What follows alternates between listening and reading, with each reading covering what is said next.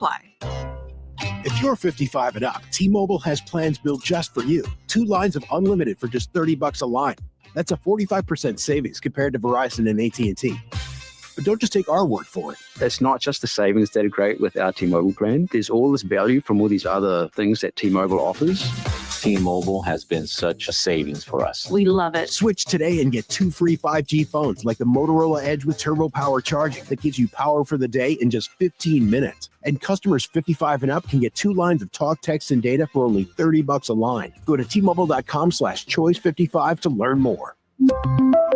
With AutoPay plus taxes and fees, plus $5 per line without AutoPay. Debit or bank account required. 45% off 2 lines versus AT&T Starter and Verizon Welcome. Plan benefits vary. Motorola Edge on us with 24 monthly bill credits and new line for well-qualified customers, plus tax and $35 per line connection charge. See details at T-Mobile.com. Motorola Edge requires 68-watt charger. Charger sold separately. Actual performance will vary based on usage and configuration. For more than half a century, contractors and trade professionals have relied on WeatherGuard for heavy-duty truck and van storage equipment, not just to protect their tools, but to protect their professional reputations. Whether it's inside or outside of work vehicles, a WeatherGuard badge means pros can trust that their hard-earned name is in good hands. Since 1968 and every day since, WeatherGuard has been protecting anything it takes to build a professional reputation. WeatherGuard, established in 1968, proven every day. WeatherGuard.com. I had the worst dream last night. You were in a car crash and the kids and I were on our own. We had to move out of the house because I couldn't afford it anymore. It's awful, hon. My brother got life insurance from Ethos and it only took 10 minutes. And he got $2 million in coverage for around $2 a day. It's all online. No medical exam. He just answered a few health questions right from his house. Ethos, here we come. Visit ethos.com/sports. Ethos.com/sports. Sample rate is a 10-year term life policy for 35-year-old healthy, non-smoking male. Billed monthly. The KFH Studios, powered by Devon James Injury Lawyers. Call 888-8888. That's 888-8888. Traffic. Heaviest traffic in the Wichita area right now seems to be northbound on K-15 between MacArthur and 31st Street South. Traffic volumes really haven't started picking up just yet. Traffic update from 98.7 and 1330 KNSS. I'm Jed Chambers. Weather. Small chance for a sprinkle or light shower as some cloud cover streams through the area. Staying mainly dry as we go through the day, though. That window of opportunity also mainly going to be during our morning hours. Turning warm again under that partly cloudy sky with a high of 75 degrees. With your Storm Track 3 forecast, I'm meteorologist Ron Williams. Hey, Wichita, what's cracking? Jim Rome here. Join me for the Jim Rome Show, afternoon starting at 2, right here on KFH. Kansas Fan Headquarters, 97.5 and 1240 KFH Wichita, KNSS HD2 Clearwater, an Odyssey Sports Station. Hey, Wichita, it's Jacob Albrock. Stay right there for the latest breaking in sports talk. It's Sports Daily, coming up next exclusively on 97.5 and 1240 KFH. I'm Taylor Bishotti with NFL Network Now on the Westwood One Radio Network. Potential number 1 overall pick and top quarterback prospect Cam Ward worked out at Miami's Pro Day Monday in front of NFL teams, including the Titans, Browns, and Giants, who hold top picks in the 2025 NFL Draft. The last time a Miami Hurricane was selected number 1 overall was in 1991, when the Cowboys drafted defensive tackle Russell Maryland. Meanwhile, the Patriots have 9 picks in the upcoming draft, including the 4th overall selection. Executive Vice President of Player Personnel Elliot Wolf says the team plans to take the best player available. New England was active in free agency, signing players to contracts totaling over $279 million this offseason. NFL Network insider Ian Rappaport reports that the Colts have shown interest in acquiring former Bengals defensive end Trey Hendrickson. The free agent pass rusher is still working toward a long-term deal with Cincinnati. This has been NFL Network Now on the Westwood One Radio Network. I had the worst dream last night. You were in a car crash and the kids and I were on our own. We had to move out of the house because I couldn't afford it anymore. It's awful, hon. My brother got life insurance from Ethos and it only took 10 minutes. And he got $2 million in coverage for around $2 a day. It's all online. No medical exam. He just answered a few health questions right from his house. Ethos, here we come. Visit ethos.com/sports. Ethos.com/sports. Sample rate is a 10-year term life policy for 35-year-old healthy, non-smoking male. Billed monthly. Colorectal cancer is the leading cancer killer in men under 50. and the second leading cause of cancer death for women under 50. The American College of Radiology urges you to get screened, starting at age 45. Now, Medicare and insurance companies are required to cover not only colonoscopy, but less invasive exams like virtual colonoscopy. Talk to your doctor about your options. For more information on virtual colonoscopy, visit radiologyinfo.org/virtual CT. Furnished by American College of Radiology.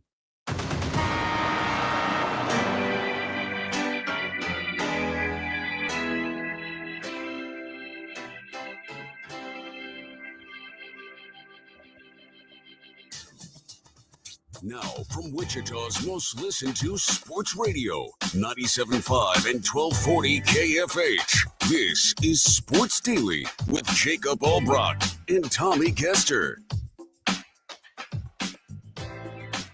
Well, hey, welcome in there, everybody. Happy Tuesday to you. Good Tuesday. Happy, fun, exciting Tuesday for us here. There's a lot of good stuff on the docket today. Tommy, I'm in a good mood. Just because we got baseball like 2 days away, 3 days away, whatever it is. Like, that's got me jacked up today. Jacob Albrock, Tommy Castor here, Max Power producing for us. Back in the studio. You can give us a call. 869-1240 is the number if you're listening to us on KFH. You can also leave us your video comments. Facebook, YouTube, X. Thanks for watching us on 12 News Connected as well. And thanks for listening to us on the Odyssey app, where you can stream us live, or you can take us with you and listen to us in podcast form anytime that you'd like. If you do that, you can leave us voice messages that we'll get to on the air if need be. Those are easy to do. You just push the little microphone, you leave us a message, and Max get those and can put those out over the air. We got a lot of fun stuff today. We'll continue to talk about the Sweet 16. I'll get Tommy's take on what we talked about yesterday quite a bit on, has this tournament been lacking anything, which has been a national narrative that's been floating out there. I've heard it from a lot of different places. So we'll do that. We've got Felix Johnson in to talk some Chiefs football, our Chiefs Insider. Looking forward to that conversation. Of course, we mentioned the Royals start in just a couple of days. Good news on the injury front yesterday with Vinny Pasquantino. So we'll touch on that, look ahead. A significant injury last night that will impact K-State's women's chances at reaching the Final Four. We'll tell you what happened late in a game for their opponent in the next round. And Royals rumors on a potential site to move across the border to Kansas from our colleagues up in Kansas City. A lot to get to today. We'll give away some HTO. We'll have some fun. Tommy, glad to have you back. Glad to have you back in one piece. Good to be back. You and I were talking it, sometimes you get sick and it just like comes on you fast and furious. And that's the way it was the other night, but good to be back here. Good to be feeling better today. And it sounds like a jam-packed show. I'm excited to get right into it. Yeah, we have lots of fun stuff here. Let's start with a couple of the news items, and then just to get those sort of out there, and then we can digest them as we go through the show. So a couple of things for the Royals. Vinny Pasquantino yesterday, the news is that he thinks he's going to be able to go despite a strained hamstring over the weekend. That's the report. It sounds like that's really what he wants to do. There is some optimism that he'll be ready for opening day. He won't play in these final games in Arlington. He's going to hit in the cage today, according to Ann Rodgers yesterday, and then he's just got to be pain-free. So that's great news, Tommy. I mean, the Royals are doing things offensively. They lead the league in about 1 million offensive categories this spring. Vinny Pasquantino being in the middle of it is critical. It's critical because we love their top four as much as any top four in baseball, quite honestly. And that's proven itself this spring. And it looks like he'll be ready to go. Well, and I don't know if you guys touched on it yesterday or not, but I think a fairly significant addition to the team, Mark Canha, comes over to provide reinforcements, a veteran bat, a veteran outfielder. I had sort of thought all along throughout this spring training that they would try to do something to acquire a little bit more offense, especially in the outfield. And Mark Canha, he's played in a handful of games for the Royals since they brought him over in spring training, and he's done a lot. He's gotten on base a lot. He looks to be that offensive threat. So I think overall, knowing that even before they brought him in for spring training, they were doing great with all of their offensive statistics. And so having Mark Canna in place and then having Vinny Pasquantino healthy, if he can go for opening day, man, it looks like they've got this offense rolling. Yeah, I don't know how much he moves the needle, but he at least helps, right? And I think that they'll have plenty of depth at that particular position, just because of, where they can move some guys around. Of course, Salvador Perez can play over there. I think it's more about just can we just get that group of four together for a while and see if they're as high octane as we think they can be, because, man, I think they can be. I don't know what's going to happen in the next 5 spots in the lineup. I think time will tell there. But when you just stack up the way that those guys seemingly fit together, it could be epic for Kansas City. Whereas the strength of the team last year was the starting rotation for sure. The strength of the team could be the offense this year. I think we're seeing that play out in the spring. So we'll get into that in just a little bit. Another news item, Juju Watkins last night. I don't know if you saw this. I didn't until this morning. It's just, you'd figure they'd blow through Mississippi State on their way to meet Kansas State in the Elite Eight on the women's side. She tore her ACL, Tommy, which is just brutal to see those kinds of injuries this time of year.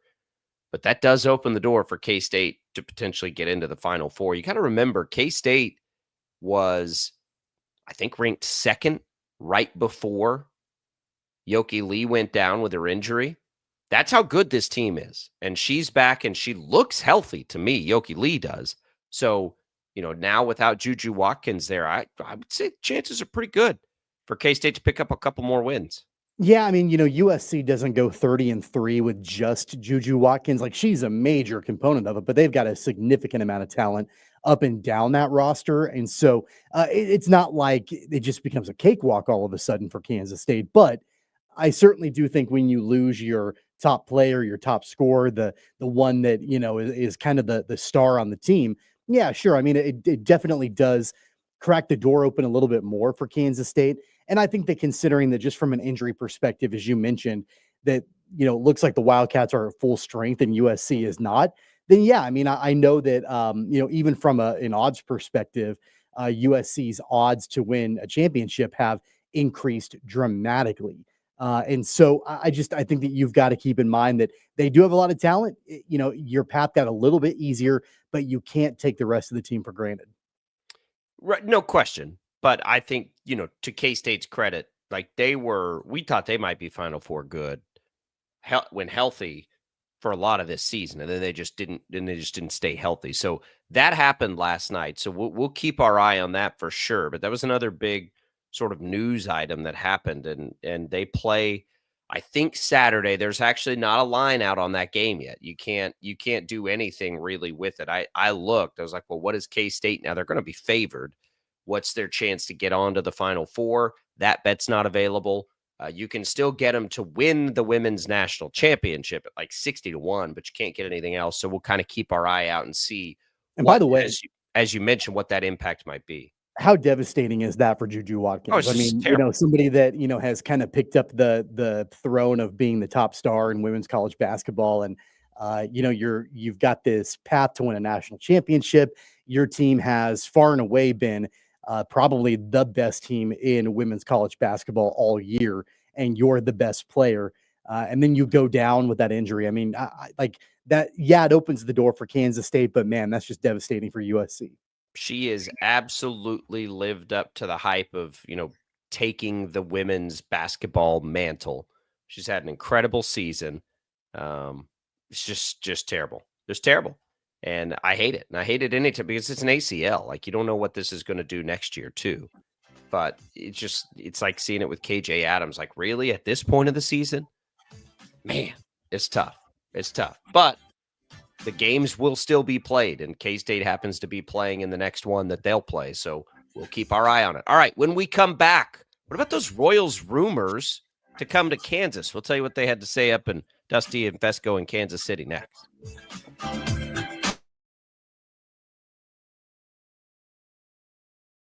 66 counties, 4 regions, and 1 weather team that you can trust. Find Storm Team 12 every weekday at 5:30 on the KSCW.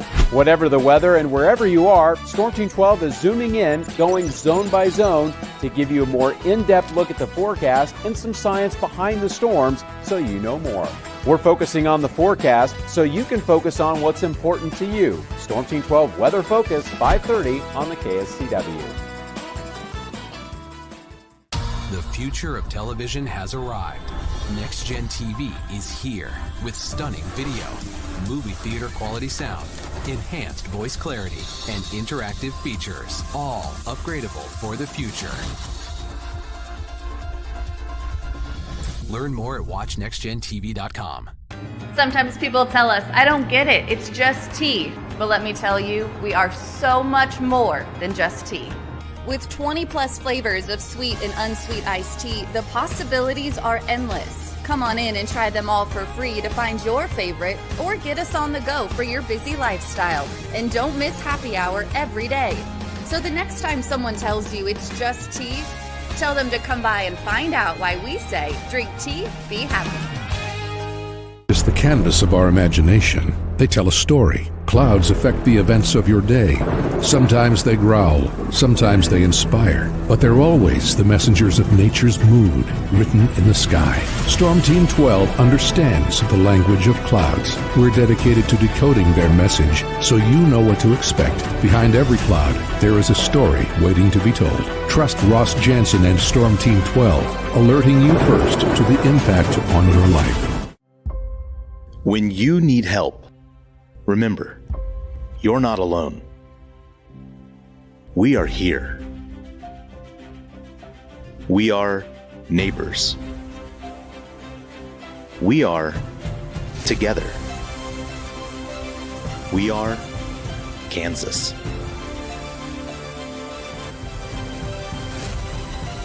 We are 12 News. What is GMFB Overtime? It's Peter, Jamie, Kyle, and Akbar breaking down the NFL 5 days a week. It's okay to be excited. It's this, that, and a whole lot of... It's football for everyone. Weekdays at 10 a.m. on KSCW. Are following a breaking update. Every day, all day, stream the stories that have you talking near and far. Whoever is behind the wheel of this bus is not stopping. From hundreds of local reporters and meteorologists spanning the country. Chaos here this morning at the UW campus. Search LNL for the all-new Local News Live streaming app. Make yourself known now. 31001 in traffic pursuit. Oh my God, here. Investigate TV Plus begins with real people. We investigate stories that impact you and inspire change every day. Something is broken. Real problems. Why are they hiding it? And real solutions. My daughter was dying in front of me. What was your reaction when he said that? Investigate TV Plus, weekdays at 3:30 p.m. on KWCH. Sometimes people tell us, I don't get it, it's just tea. But let me tell you, we are so much more than just tea. With 20 plus flavors of sweet and unsweet iced tea, the possibilities are endless. Come on in and try them all for free to find your favorite or get us on the go for your busy lifestyle. And don't miss happy hour every day. So the next time someone tells you it's just tea, tell them to come by and find out why we say, drink tea, be happy. Mornings are busy. We're here to make your mornings better. We report the stories that affect you. 3 more hospitalized from contaminated apple juice just a day after the FDA issued a recall. We're here to make your mornings better. Closing east and westbound lanes of K96 for repairs. With 12 News, you're prepared for your whole day. Scattered thunderstorms across the state into the afternoon. Stay a step ahead with 12 News this morning on KWCH and KSCW.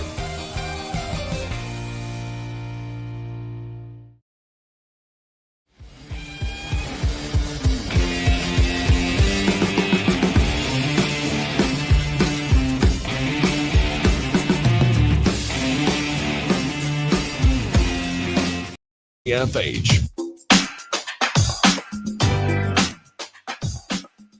All right, welcome back in, everybody. It is Sports Daily. We are glad to be here with you. Shocker Baseball on the road tonight in Stillwater facing Oklahoma State. You can catch Shocker Baseball all season long right here on 97.5, 1240 KFH, or catch it online. Download the app, visit Odyssey.com, and search for KFH.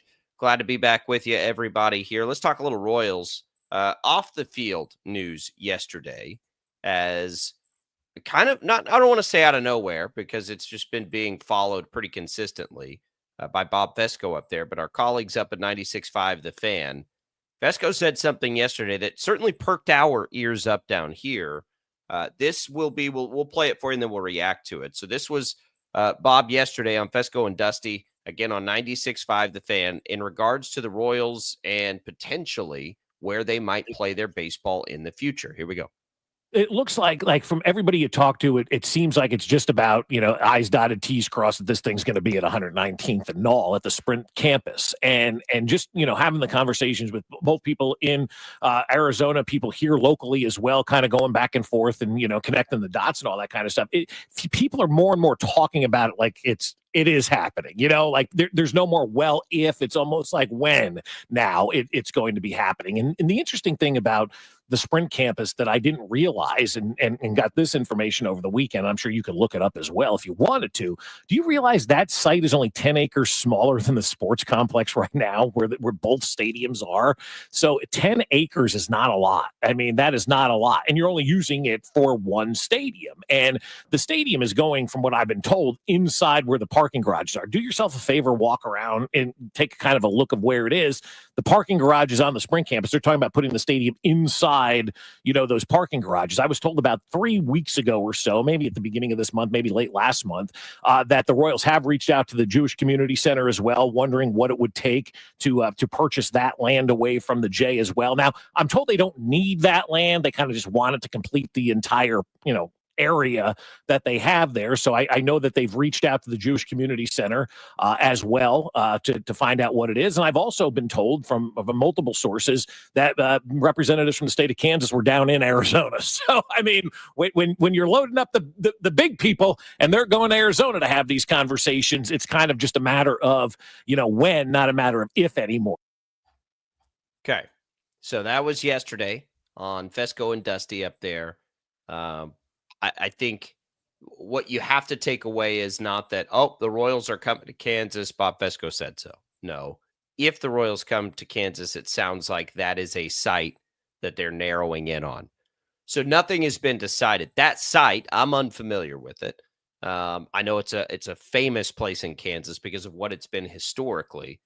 It looks like Occidental, who is a Wichita company, actually owns that area. I can tell you that one of our reporters followed up with a lawmaker who said they're not to the point where the Royals have made just a great offer on what it is that they're going to do yet. So it's not anything like looming. It's not close to that yet. I think this is more from the Royals side that you're getting this from, and an area that they've honed in on if they come across that would be the area they come. I always sort of just assumed it would be up by the racetrack. But that area up there is interesting. And remember, it already has 2 star bonds up there between the track and Sporting KC. So I think this would be sort of an untapped area for something like this. Tommy, I don't know this area at all. I don't know if the pictures I see currently existing, like if you put a baseball field into that, if you have to knock down all this other stuff to build, I'm unfamiliar with that area, so I'm not sure. But yeah.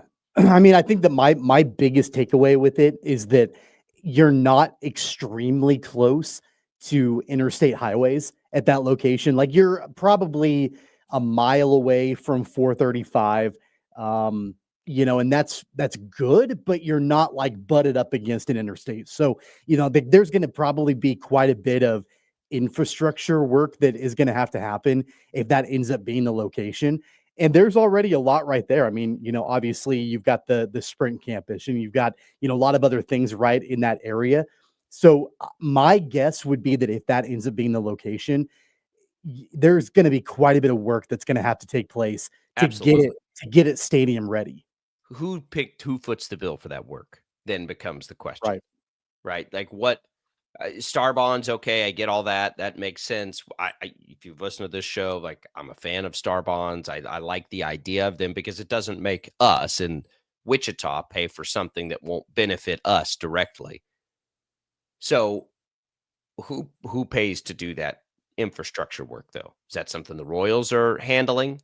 Is that something the state? I mean, I can't imagine that the Royals would handle that. Like that would be something I would think that That the to me, state would have to foot the bill for something like that. yeah, no, I don't see. I don't like that. And I'm not sure that that's going to be the case either, because that's not like that sort of infrastructure to get things out of the way to build your stadium. Like it's one thing for roads; they can handle that, but not leveling and clearing a path and all that. That's all on the road. That's their business. Like if we're going to give you a tax incentive to build your stadium, that's enough. That's all you get. Like you're going to get that if we're chipping in. Like that's all you can have. We've got the money there to help you get the stadium up. All that other stuff that has to happen, that's got to be on the Royals. Like that. There's a line here where it's got to, not a good enough return, I don't think. And look, the reality on all of this is it almost feels like it's all going to be a practice project to try and lure over the Chiefs, if we're being honest about it. Like Kansas would love to have the Royals, and the timing would be pretty good, I think, right now to have the Royals.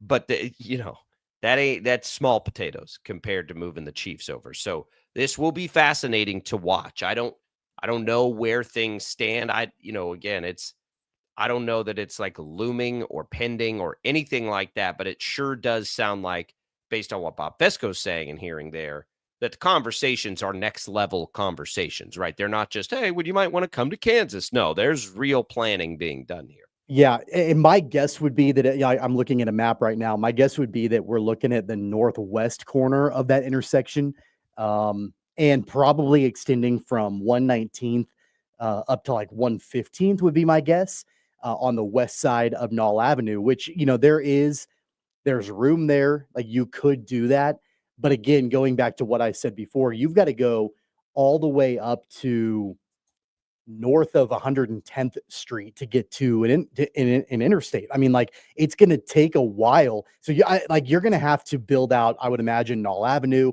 all of the supplemental roads around, because otherwise it would be a nightmare to try to get in and out of that stadium if you're not making the infrastructure better. So is it something that could be done? I mean, sure. I don't know enough about how to build out city streets and that sort of thing, and parking and everything that goes into that to make a definitive claim. Could it work? Sure. I just think it's going to be a lot of work to get it done. Yeah, I'm looking at maps and stuff. It's foreign language. I just don't know this area enough at all. But I think similar to your Braves or a lot of teams, you just go out to the suburbs now for a baseball park, and I don't care. Doesn't matter. I'm sure it'll be great. Like I trust everybody on that side of it. It's just who pays for what. That's the only thing I care about. And are they actually coming? And it sounds like there are real conversations, right? We've said this a million times. Officials on the Missouri side may be able to convince people to keep the Chiefs and do what it takes, but I don't think they're going to with the Royals. Not unless the city itself gets involved and figures out a way to get them downtown without a public vote. And I just don't think that's going to happen. So then it begs the question, all these details aside, how much do the Royals benefit the state of Kansas? Not as much as the Chiefs. It's an outdoor space. So it's not the same sort of, I think you still get big concerts. I still think you can do a lot of that stuff, but you gotta be careful. Like the benefit is not the same. You get a whole lot more dates in the summertime than you would for the Chiefs. I think you have to envision it, the timing being good with the Royals being competitive, which I think that part of it is good. But, in order to pay off that star bond, you're going to need them probably to be real good. You have a real surge of attendance. And we know, look, I think the risk is probably fine for Kansas because, again, it sort of sets the table for the Chiefs. But you have to have the attendance. And this is a fan base that has shown you they will show up if the team is winning. You go back, and we've done this here. You go back and you look at Major League Baseball attendance, and you look in those years where the Royals were finally competitive from about the second half of 2014 on through, I don't know, 2016, 17, Royals were up and near the top of baseball in attendance. So they'll show up. So that's you're betting a little bit there too. And now you have a front office that's at least telling you and showing you they'll spend money. So the timing has probably never been better for something like this, quite honestly. And we'll see what happens. Well, there's a reason why opening day on Thursday is sold out. Right. Because the fan base is excited to get behind this team, a playoff team with, really exciting stars of, guys that have been around for a while, and Salvador Perez, and then Bobby Witt Jr., that is the face of the organization and could very easily be the face of Major League Baseball. So it's an exciting team. You're striking while the iron is hot. Again, am I willing to, jump out and say, all right, like this is going to happen, like this is where the team is going? No. But I do think that, those conversations continue to be had, and knowing all of the issues that have been encountered with trying to find different locations. Remember, it hasn't just been one potential location. It's been multiple locations in the state of Missouri that have not been able to come to fruition. Then, I think it does lend credibility to the fact that, it's probably going to be the state of Kansas. I just don't think we fully know exactly what that location is going to be. I'm kind of with you. I'm surprised that it's not closer up to Kansas Speedway in the Legends area, at least, as far as like where the conversations are going now. But 119th and Null, again, if you can make that location work from an infrastructure perspective, then I'm on board with that. I think that'd be a perfectly fine location. Yeah, it kind of comes down to, because if the Chiefs came over, the thought has always been they'd be up there in the Legends. And so then it's like, okay, well, if Kansas could get both of them, is it better to have two different spots? Because now you have two different areas, right, of the state potentially bringing in some revenue, businesses popping up. Might not be a bad thing. I'd really have to dig in on that to know whether there would be more benefit to have everything all in one space or something, kind of spread out. I think having something kind of spread out would certainly help in the Star Bond area, because you have two different areas contributing to their own projects instead of everything kind of getting lumped into one area. I'd have to really think about that. I would be intrigued by it. But end of the day, it sounds like that is the area the Royals are focused on based on what Bob Fesco is reporting yesterday. So again, focus on that part as far as the news item more than the Royals are coming to Kansas, because again, we had a reporter follow up with the lawmaker. That part of it, they've still got a lot of work to do, right? The Royals still have to come to the table with who's paying for what, like what would that even look like? But as far as where they would come, if they came, I think that's the big thing, the big takeaway, the big news item there. Again, I don't know that area, so be as excited or not as excited as you want to be. I'm not sure, but there you go. That was interesting news yesterday. I think it's good. I think it's good. Yeah, it's not bad. I'm not opposed to having the team in the state of Kansas. I don't think it's a bad thing. It won't impact my life at all. I'll tell you that. Yeah, you're driving to Kansas City either way. Well, I think it'll impact a little bit because that's closer. It's a little bit closer of a drive for us, to get up there, than it would be otherwise. You're probably cutting 25 off 25 minutes. And probably cutting off, I was going to say 30, probably cutting off 25, 30 minutes on your drive. Both ways. If you're doing it down and back, that's not bad. Yeah. That's not bad. But as far as like the benefits of it to the state, we're not going to feel a lot of that down here. The what you feel is the state of Kansas in which we reside becomes a more attractive place to come do business, to come live. That does affect us in a positive way.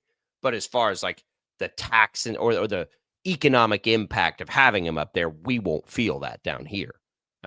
It's just getting them over. And look, sometimes that stuff matters. Maybe it adds to the state coffers over time, and adding to the state coffers means property tax is lower to pay for stuff down here when you need, school funding or whatever it is, whatever the deal may be. But it's exciting. It'd be exciting to have it. And then what was it, Erin Andrews that caught so much heat in 2014 for saying she was in the state of Kansas when she was in the state of Missouri?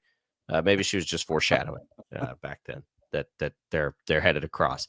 We'll have more to talk about with the Royals here today. Again, we mentioned the Vinny Pasquantino news. We'll touch on that, and then we'll get into some of the things they've been doing offensively and preview their season a little bit in the next hour. So Pasquantino strained his hamstring Saturday. Yeah. He's a big dude. Big dudes with soft tissue injuries scares you a little bit. You know, he dealt with injury last year. He had his slow start. Like he had an unfortunate year in a lot of ways last year. And man, when he was back and at full strength, the offense was next level. And I think it's going to be that way if any of those top four are in or out of the lineup, Tommy. And to see him maybe able to go is certainly good news.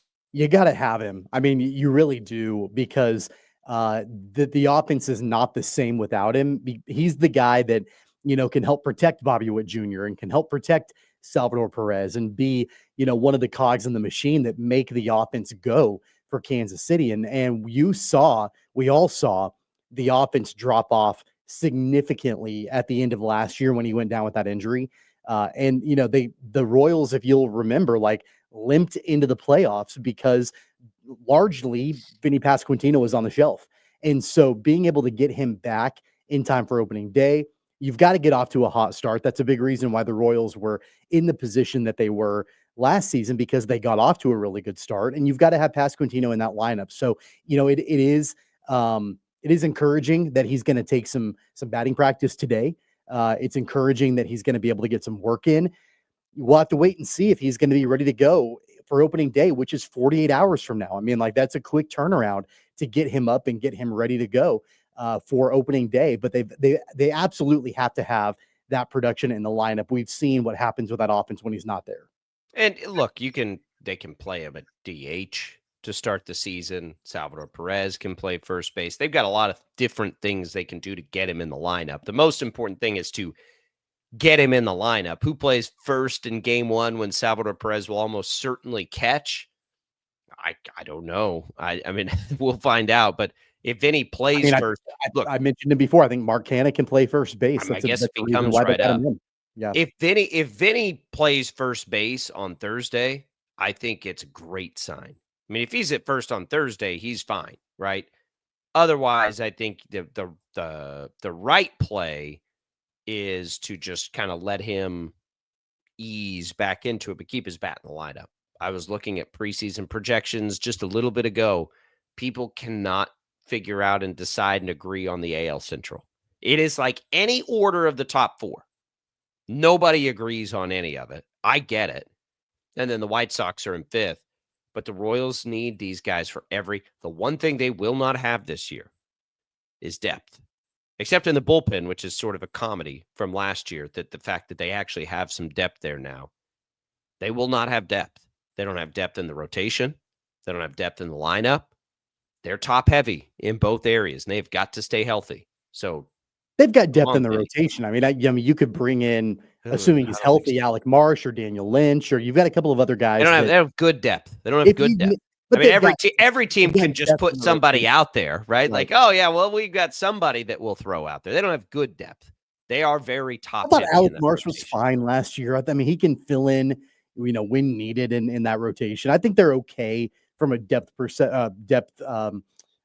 position in the rotation. But yeah, in the lineup, like you've got to, I know, but like when he gets back healthy, I think they've got that in place. But you're right. They don't have depth in the lineup for sure. They've got to have those guys in the lineup, on the field, and producing. They have to. Let's talk. Let's just continue with the Royals here. We'll just stay on them through this, and then we'll talk a little college basketball, a little Chiefs football in the next hour. So let's talk about that depth. I don't agree at all. So we'll dig into that, and we'll dig into the offense and some of the crazy numbers they've been putting up this spring. That's all coming for you on Sports Daily.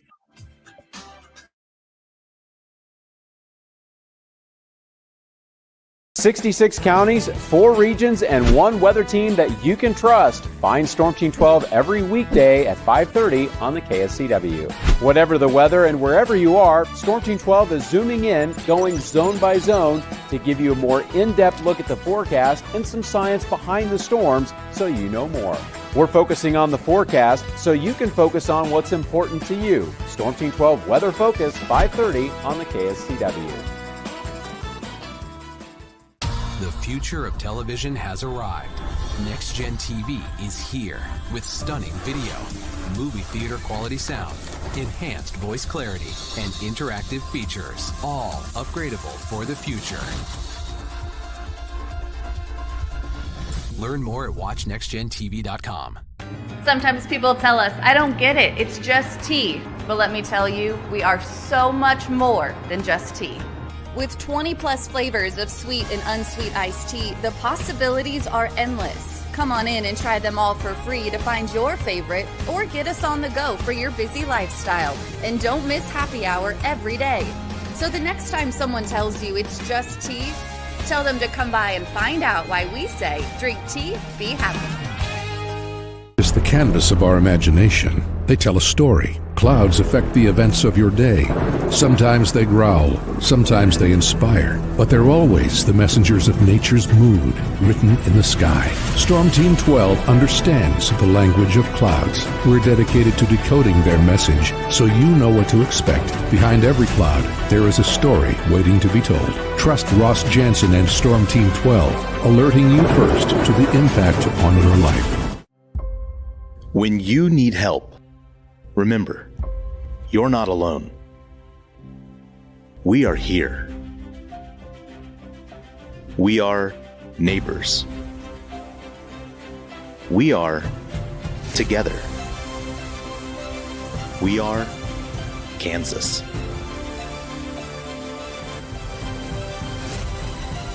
We are 12 News. What is GMFB overtime? It's Peter, Jamie, Kyle, and Akbar breaking down the NFL 5 days a week. It's okay to be excited. It's this, that, and a whole lot of... It's football for everyone. Weekdays at 10 a.m. on KSCW.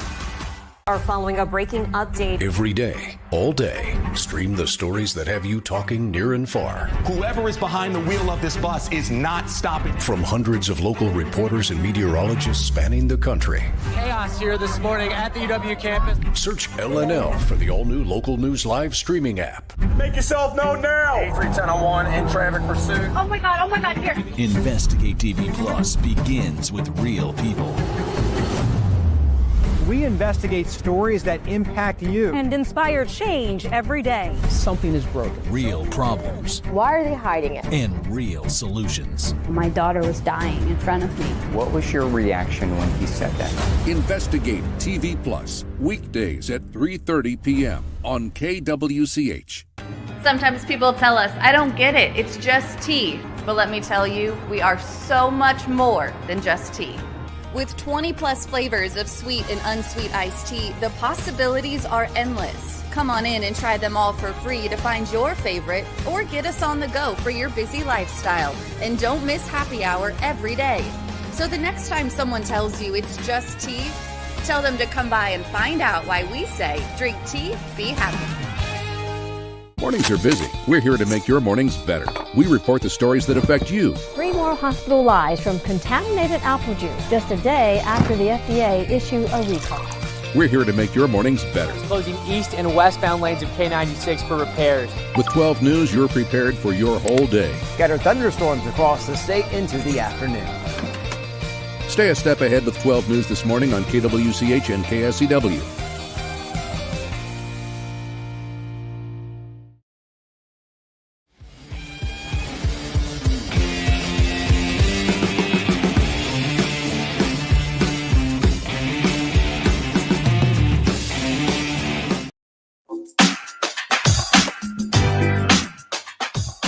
All right, welcome back, everybody. You want to win some HTO? Right now is a great time to do it. We're talking baseball, which means warmer weather.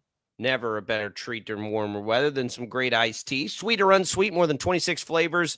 At HTO, you can get your hands on a free one right now. This would be good for East or West Wichita or in Derby. All you got to do to get a free iced tea from HTO is text the keyword T, T-E-A, to 20357. Message and data rates apply. You can enter once a day.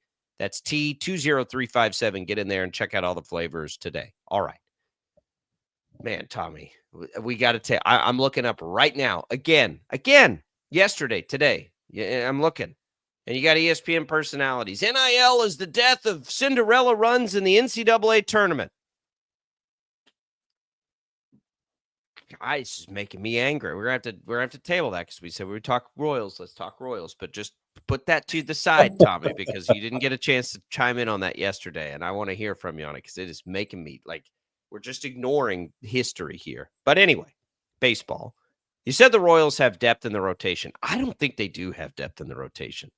I'm concerned about their depth in the rotation. It was one of the reasons, and again, I've rubber stamped the trade for India now, because we saw them add some depth and bring back Michael Lorenzen.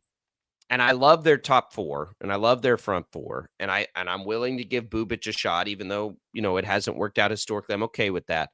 But I don't think they have depth. I think Bubic is a huge question. I think Lorenzen's health has been a question. I think imagining Waka being healthy for an entire season is a question. And they don't have, I'm not comfortable with Daniel Lynch or Alec Marsh, maybe, who's already hurt. I think the rotation's going to be tested, and the health of the rotation will be a major storyline for the Chiefs this year, one way or the other. You mean the Royals? What did I say? The Chiefs? Yeah, the Royals. Yeah. I mean, I think that the rotation, while it has maybe taken a little bit of a step down because they don't have Brady Singer this season, I'm not concerned about the overall success level of the rotation. It's going to be really hard. I think even with Brady Singer, had he stayed with this team, I think it would have been really hard to replicate the success they had last totally year. Agree. So, I think as long as you take that out of the equation, it's okay to feel fine about the rotation. You don't have to be like, oh, this rotation is going to be incredible, because even with Brady Singer, they were going to be hard pressed. I feel fine about the rotation as it stands. I feel fine about it. But I don't feel fine about the depth of the rotation. Like the rotation that they're running out there, I'm okay with that. I mean, starting with Reagans and Lugo and Waka and Lorenzo, the rotation's good, but they're that's it, right? They're four deep to me, and then it's real shaky after those four guys. And if you slide Marsh, who is the most proven, who are the next three? Marsh, Bubic, and probably Daniel Lynch. If you slide Marsh up, now that 4.50 ERA, if he's, now you're yeah, okay. I just think it's very dicey. Now, what gets really interesting to me is all of those pitchers we just mentioned sort of reached innings limits. It reached innings highs last year. They all basically crossed a threshold they had never crossed before. So it will be interesting to see, does that increase their stamina moving forward, or does that weigh on them this year? I think both possibilities kind of exist. I think for Reagan's a young guy, you don't worry too much about that. Lugo and Waka, though, a little older, Lorenzen a little older. I'm a little worried that last year's innings could wear on them a little bit. I do think that from a depth a depth position, and being able to figure out, okay, who is going to give us the best opportunity to be able to come in and pitch every fifth day? I mean, clearly they feel like Chris Bubic is that guy. And Daniel Lynch, I think people forget that even though there have been a couple times he'd been in the rotation and had started a few games and it wasn't phenomenal, he pitched out of the bullpen really well at the end of last year. And so I think having him, I'm glad that he's on the pitching staff on the major league squad to start the season, rather than him starting in the minors. And I do think that, they've got some prospects that they can look at if they need additional depth in that rotation. So, I think if we have this conversation in August or September, I think at that point we'll have a better idea. Okay, this rotation is in good shape. They're healthy. They've been able to get through this season pretty well. Or if there's a concern about who can fill in if there's an injury or not. But right now, going into the season, I feel okay not only with the guys that they've got in the rotation, but I feel okay about the guys that they need to go to somebody, to be a spot starter, to start a game here and there. I'm okay with who they've got. Yeah, spot start again. I agree with that. But my question becomes, what if any one of the, the 3 or 4 miss significant time? Then what do you do? I don't have it.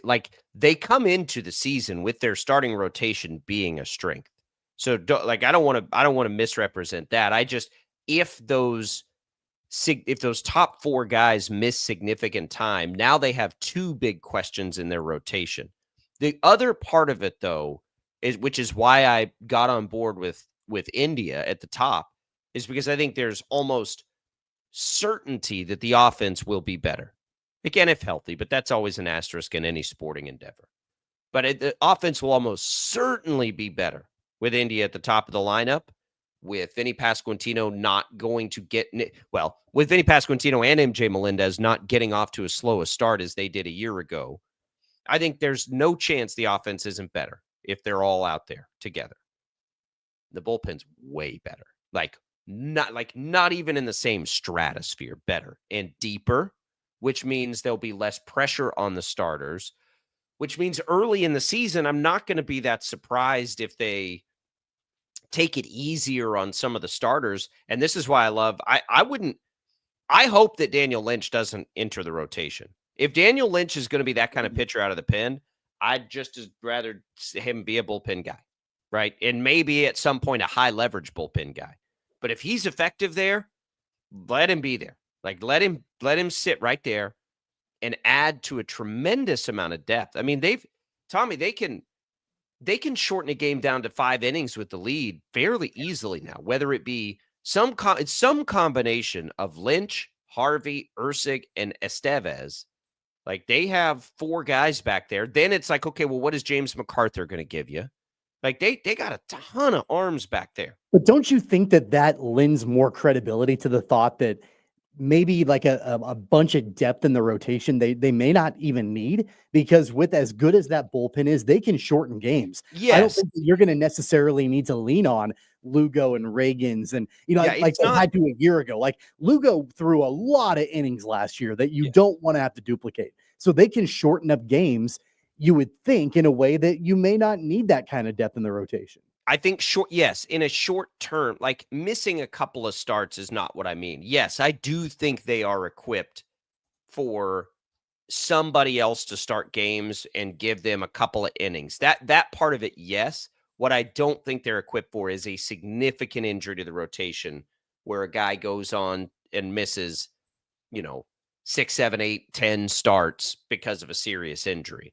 Whereas last year, we didn't know it at the time, but turns out they had 5 good starters, right? And if Marsh comes back healthy, that certainly helps, but he's already hurt. And the other thing, and I think this is what you see in the betting markets, counting on the sort of health they got out of the rotation a year ago just is so unlikely, because it just doesn't happen anywhere in baseball. To be able to keep all your starters essentially healthy the entire year, that just doesn't happen.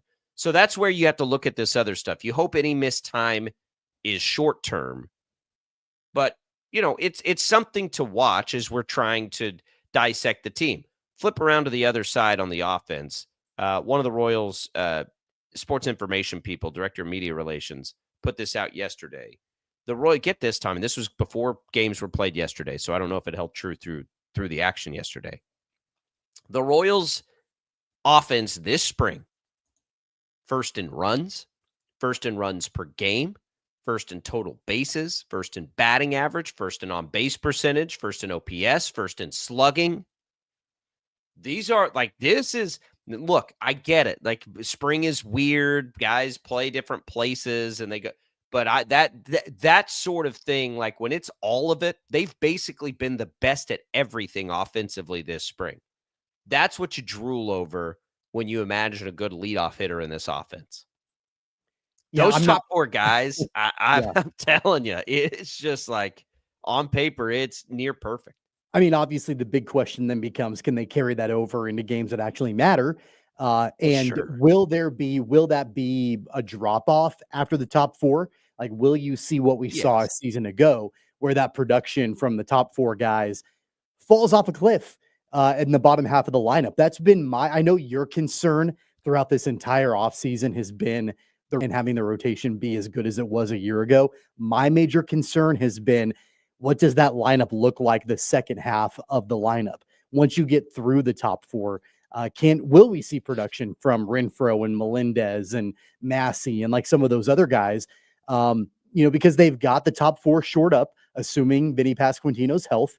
But having Jonathan India kick things off is fantastic. But I've been concerned all along about the second half of the lineup. But at least the way that this entire lineup has performed in spring training, that does give me some optimism. Yeah, I think it's a concern. I think there's going to be regression both directions this year. And so regression can be positive or negative, right? Like regression is more toward like the norm. I think the starting pitching is likely to regress down a bit from from the absolute everybody hit their ceiling season they had a year ago. So I sort of expect that a little bit. And then the other way, like positive regression for so many players in the lineup, I think is inevitable too. Baseball's always been a game of averages, right? The chances that Melendez, the chances that Renfroe and all those guys have the sort of start they had last year, I think are low enough that I think you're going to see the lineup naturally, law of averages, get a little bit better, and the starting rotation law of averages not be nearly as near perfect as they were a year ago. I think both of those things will happen. And so you get sort of like a wash effect for me. That's where the bullpen comes in. That's the one where like there's almost no chance they're worse, right? Like they changed too much. Like they totally redid the bullpen. So while those other two things might balance out a little bit, which is okay, right? I think that will be all right. It's the bullpen that almost certainly will be better no matter how you look at it. And I think that's the big difference. When we talk about this team being really talented and why aren't they getting enough respect, that's the place that I'm looking as much as anything else. Is their biggest flaw last year was their bullpen. And they are so much better at this point of the season. Now, they got quite a bit better by the end of it through the trade deadline. But at this point of the season last year, remember how bad that bullpen was and how much better it is now. So if you're looking for room to jump up and win the division, I think that's where you start, is how much better they are there. It got even better down the stretch than it was in May. That's what I'm saying. Like, right? think about the going and getting last year to and all start of that. the year versus the bullpen now. Sure. Yeah. I mean, it is like, not only did they not have Harvey or Ursig, or like they have Harvey and they have Ursig, and we know Daniel Lynch has been effective, and they added Estevez, who's been an effective closer. And like they have 4 more arms than they did last year that are all better than anything they had last year at this point. They were crossing their fingers and toes and anything else that they could cross that James MacArthur wouldn't blow games every time they trotted him out there. And now they've got so many other options. And the best part about it, like to my point a minute ago, it's not just options to close out games. They've got options to shorten games in the 5th or 6th or 7th inning. So many different guys that you can lean on. That bullpen from top to bottom, it may be one of the best in baseball. Could be. I mean, Ursig is an absolute weapon when they can deploy him the way they're going to, which is just high leverage, put him in, right? It's not a closer thing. It's just like high leverage, put him in. It's as valuable as it gets. All right, we'll come back. We're going to talk a little college hoops. We're going to talk a little Chiefs. Stick with us. Sports Daily on the other side.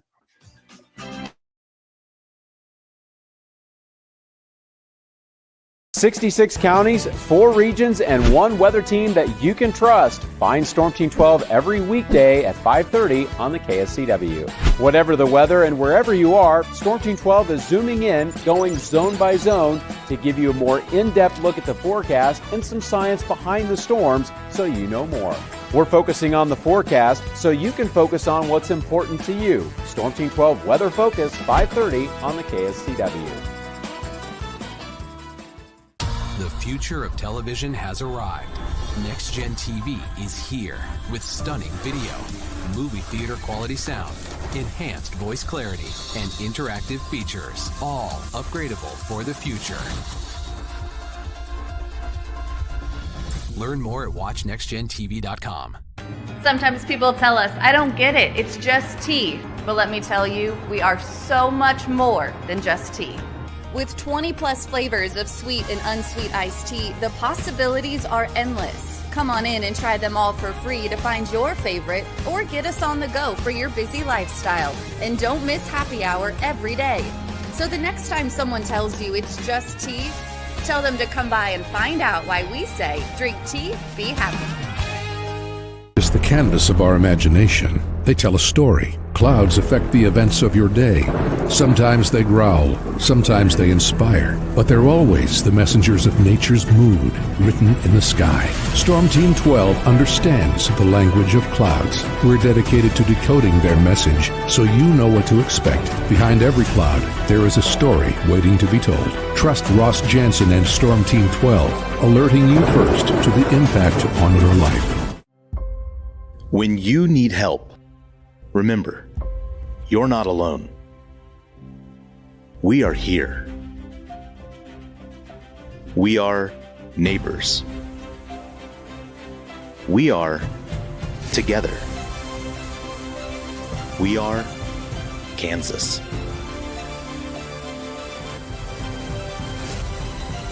We are 12 News. What is GMFB overtime? It's Peter, Jamie, Kyle, and Akbar breaking down the NFL 5 days a week. It's okay to be excited. It's this, that, and a whole lot of... It's football for everyone. Weekdays at 10 a.m. on KSCW.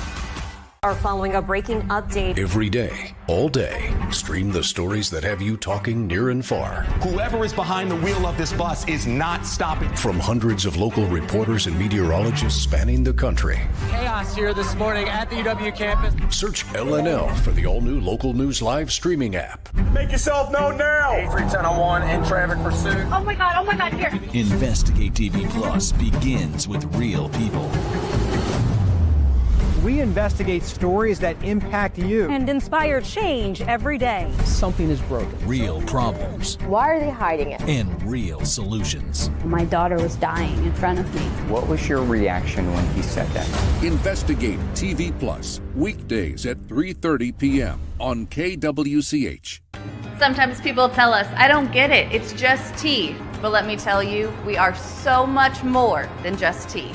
With 20 plus flavors of sweet and unsweet iced tea, the possibilities are endless. Come on in and try them all for free to find your favorite or get us on the go for your busy lifestyle. And don't miss happy hour every day.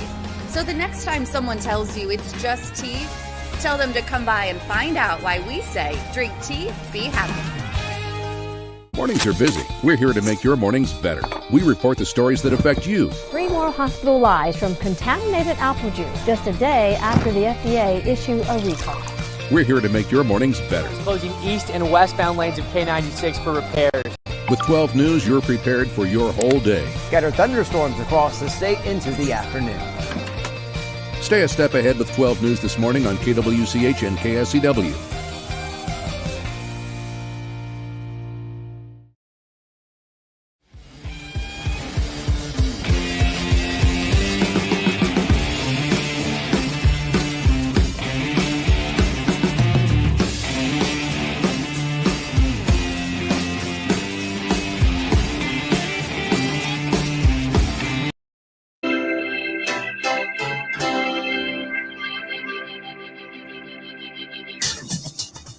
Now, from Wichita's most listened to sports radio, 97.5 and 1240 KFH. This is Sports Daily with Jacob Albrock and Tommy Kester.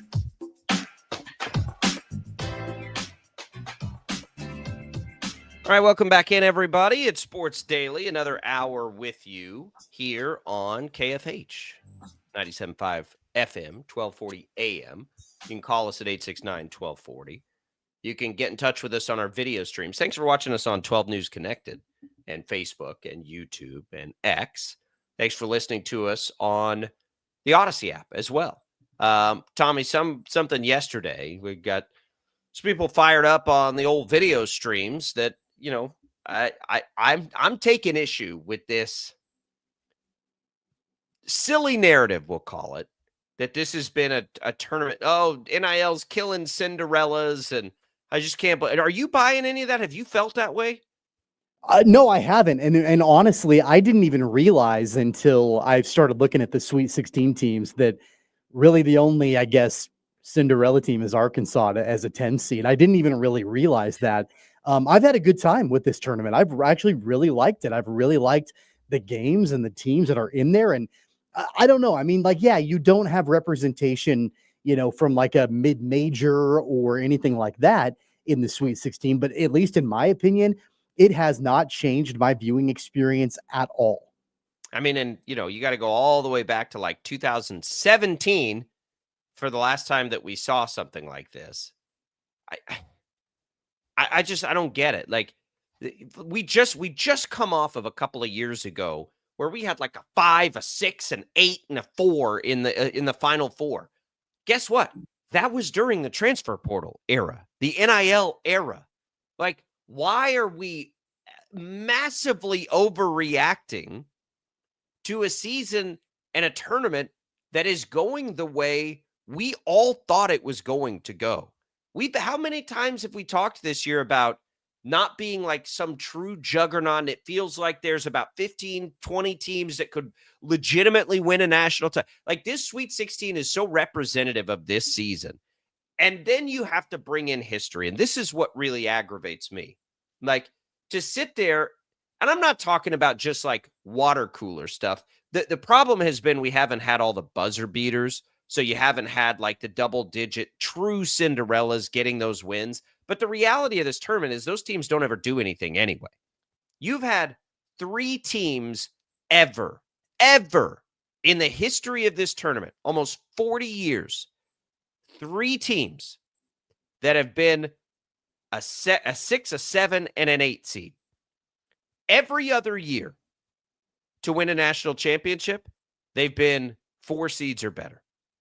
Every single year. Cinderellas do not win this tournament. Cinderellas rarely even reach the Final Four. True Cinderellas. Kansas was a 6 seed in 88. UConn was a 7 seed in Kemba Walker's year. And in the very first year of the tournament, Villanova was an 8 seed in 1985 when they won it. Every other year, you have had basically a top 15 team going into the tournament win the national championship. This is exactly what always happens in this tournament. Always. Yeah, I think people really like the novelty of a Cinderella upsetting one of the favorites like early on. But then when like push comes to shove and you're in the Elite 8 or you're in the Final Four, like you want to see the best teams in the country, at least I do, want to see them battle it out to win a national championship. Like, I don't know. Is this better than just like a year ago and watching UConn run through everybody? Because yes. I think way better. I think this is way better than watching. I thought you were going to go 2 years ago, but yes, this is way better. Watching UConn just like they go into every game and they're just going to win. They're going to beat everybody. Yeah. So it's almost like the other games don't really matter. Like, why do we have these other teams in here? Why are we doing this? Why are we playing these other games? Because UConn was just like so freaking good. I would take this any day of the week. What we've had this year so far and the teams that are still standing in the Sweet 16, because it really is almost anybody's game with the 16 teams that are left. And, like the teams that everybody has been salivating over all year long are still in play. You've got your Duke and your Florida, your Houston, Auburn. Like, you've got all four number 1 seeds are still there. 3 of the 4 number 2 seeds are still there. These are the best teams in America. And I think it's so much better than at least what we had a season ago. I do too. And I'm not going to say it's better than what we had 2 seasons ago when you had like 7s, 8s, and 9s. I guess, like, for me, unless you're going to consider Gonzaga a Cinderella, or Butler when they made the tournament like 6 straight years and back-to-back national championships. By the way, the first of those 2, they made it in. They were a 5 seed. If that's a Cinderella for you, then yes, we're missing that. But that's not a Cinderella for me. A Cinderella for me is a team that had to win a conference tournament to get into the tournament. I mean, that's as simply as I can define it. Like, a team that's not in if they don't win a conference tournament. And even then, like, you got to go back. Like, there have been years like Syracuse got in and made a run. Like, yeah, they were an 11, but are we like, as if maybe you can call that a Cinderella? I think you could make a case for it. It's kind of like calling Arkansas and John Calipari a Cinderella. Right. Is that a Cinderella this year?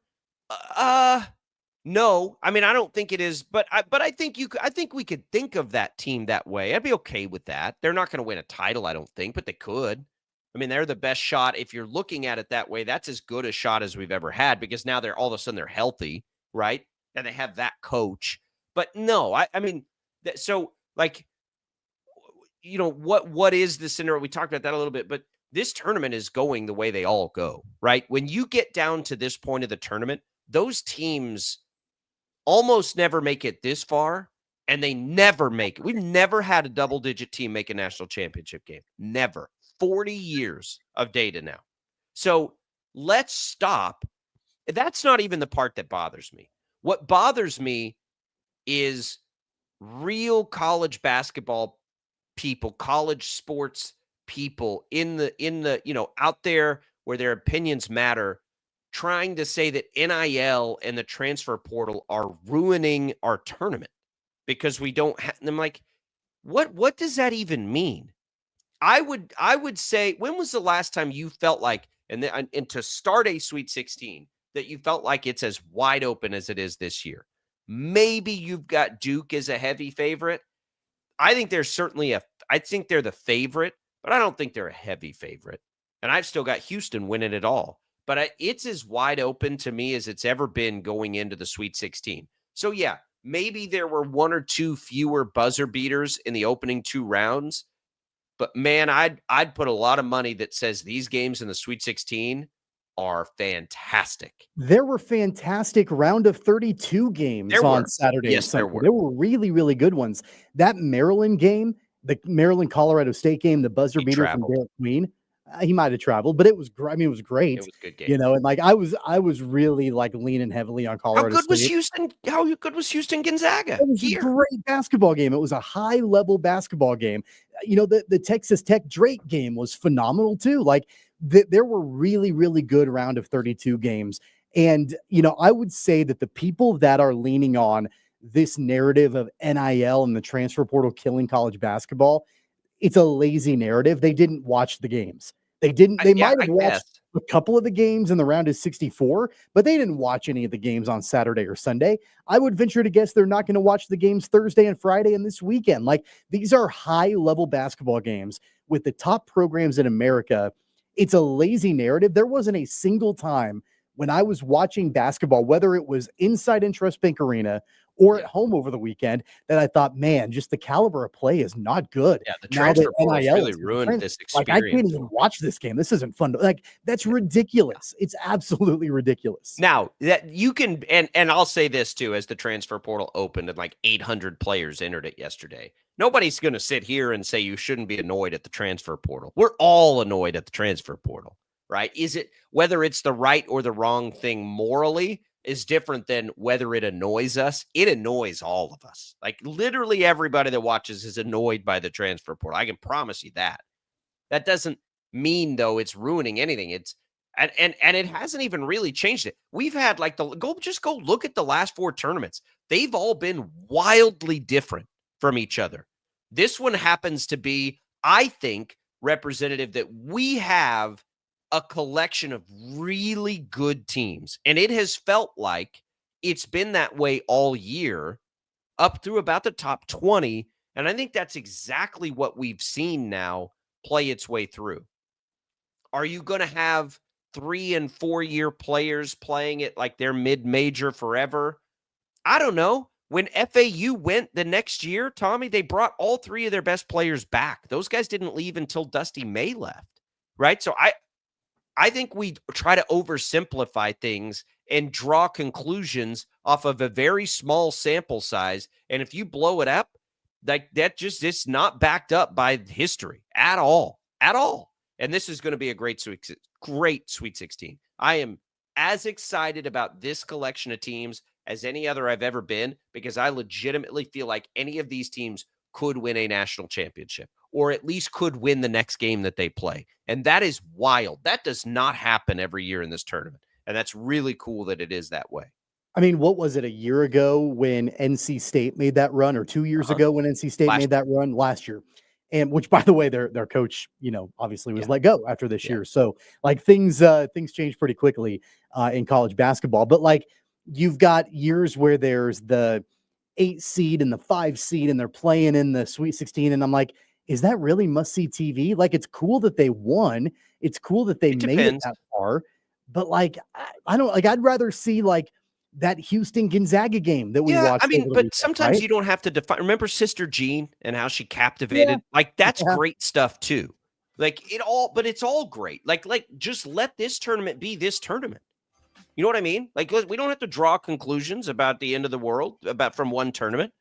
Last year's tournament was totally different. 2 years ago, the tournament was insane. Those were all existing in NIL and the transfer portal, by the way. So just let them be. We're going to come back. We'll talk Chiefs. We might touch on this further into the hour, but Chiefs talk next. Don't go away. More Sports Daily.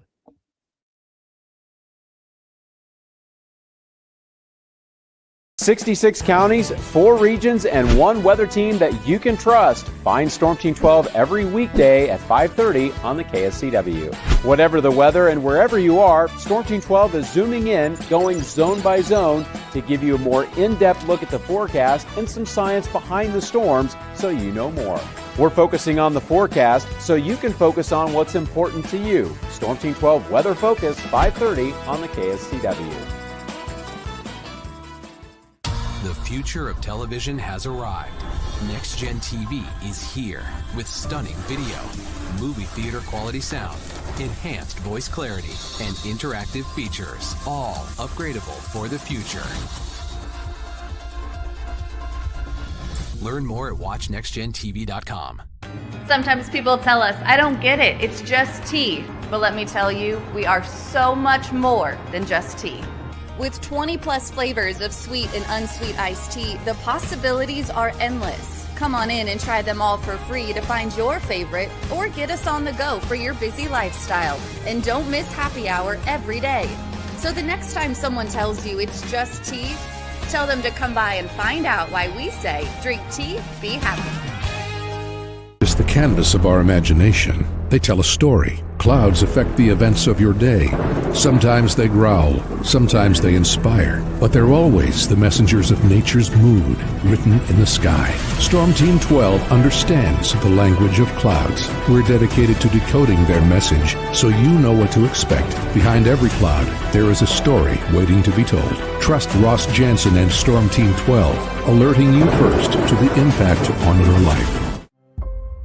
When you need help, remember, you're not alone. We are here. We are neighbors. We are together. We are Kansas.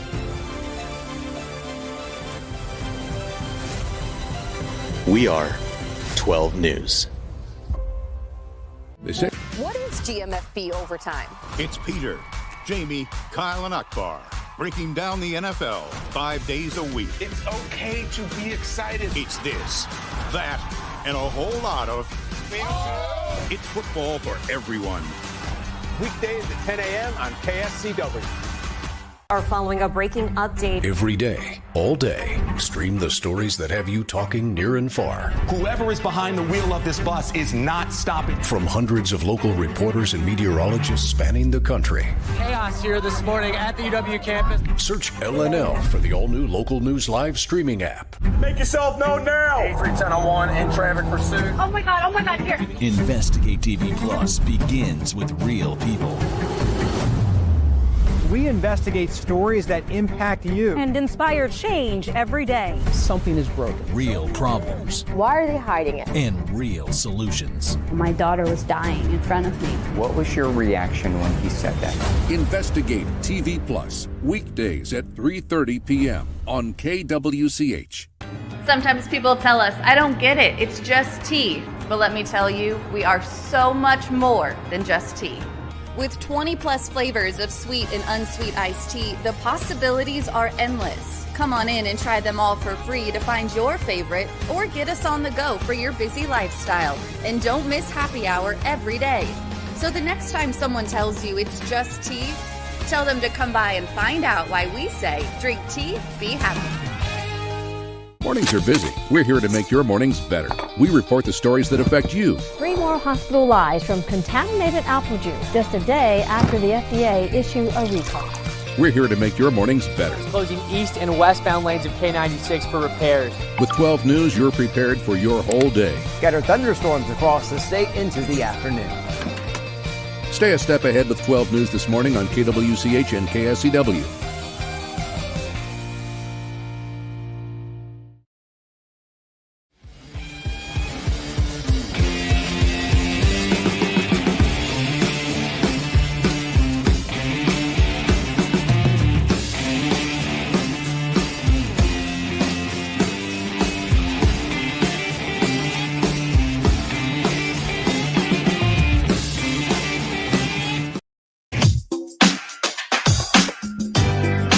And now, digging deeper with the teams you follow, it's another Sports Daily Insider interview on KFH.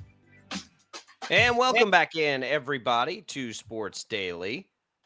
We are glad to be joined by our Chiefs Insider, Felix Johnson. Felix, how's your bracket? Oh, it's going all right. I mean, I hate to say it, but I am kind of a subscriber to, if you're elite, I kind of believe in you a little bit more. So, I mean, Duke, go ahead, win the national title. I mean, I like it when Blue Bloods win championships, and KU definitely won one of them this year. So, or one of those contenders this year. So, I like Duke this year, and I've always been a John Shire fan, taking over after Coach K. So, here we go. Okay, all right. That's not. I mean, they're the favorite right now. It's not. But it should be good. It should be good. All right, let's talk Chiefs. This feels like the first.